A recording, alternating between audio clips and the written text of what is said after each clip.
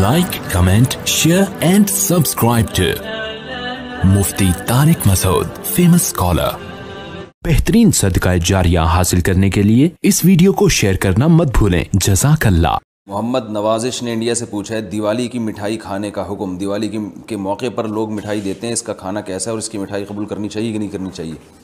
इस पर पूरी उम्मत का इजमा है कि जो भी गैर मुस्लिमों के मजहबी त्यौहार हैं, मजहबी रसूमात हैं, उनमें किसी किस्म की शिरकत जायज़ नहीं है। कुरान मजीद ने गैर मुस्लिमों की दो अक़साम बयान की हैं। ला यन्हाकुमुल्लाहु अनिल लज़ीना लम युक़ातिलूकुम फ़िद्दीन वलम युख़रिजूकुम मिन दियारिकुम अन तबर्रुहुम, कि वो गैर मुस्लिम जो तुम्हारी दुश्मन नहीं हैं, जिन्होंने तुम्हें घरों से नहीं निकाला, तुम पर जुल्म ज़्यादती नहीं की, तो अल्लाह ताला तुम्हें मना नहीं करता कि उनसे अच्छा सलूक करो, बल्कि अल्लाह तुम्हें हुक्म देता है कि उनके साथ अच्छा सलूक करो, क्योंकि अल्लाह ताला इंसाफ़ करने वालों को पसंद करते हैं। ख़ुद रसूलुल्लाह सल्लल्लाहु अलैहि वसल्लम की सीरत में आप सल्लल्लाहु अलैहि वसल्लम ने यहूदियों की, जो आपके यहूदी पड़ोसी थे, उनकी आयादत भी की है, और आप सल्लल्लाहु अलैहि वसल्लम की जो ज़ौजा हज़रत सफ़िया, उनके रिश्तेदार यहूदी थे, वो उनको हदाया तोहफ़े भेजा करती थीं। तो गैर मुस्लिम जिससे जंग ना हो उसके बारे में अच्छा सलूक का हुक्म है, उसको हदाया देना, उसको तोहफ़े देना, उस पर सदका करना भी जायज़ है।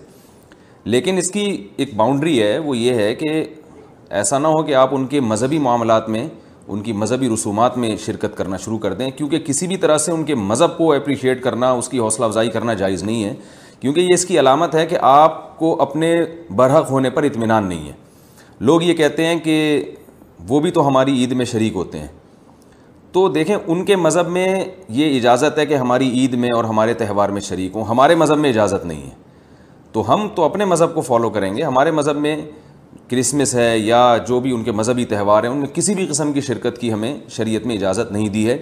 हाँ, कुरान में अल्लाह ने दूसरे मकाम पे फरमाया कि इसकी गुंजाइश दी है कि इल्ला अन तत्तक़ू मिनहुम तुक़ा, कोई ख़तरा हो, अंदेशा हो, आप ऐसी जगह पे रहते हैं जहाँ गैर मुस्लिमों का गलबा है, और अगर आपने बिल्कुल ही बायकॉट करके रखा तो आपको ख़तरा है कि वो यानी आप पे जुल्म ज़्यादती करेंगे। तो जुल्म से बचने के लिए या ज़्यादती से बचने के लिए जिस हद तक उस यानी आप उनके साथ रह सकते हैं या गुंजाइश है उसमें, जिस हद तक आप उनके साथ जो है वो जोड़ पैदा कर सकते हैं तो करें, लेकिन बिला वजह बढ़ चढ़ के इन रसूमात में हिस्सा लेने की शरीयत में बिल्कुल इजाज़त नहीं है।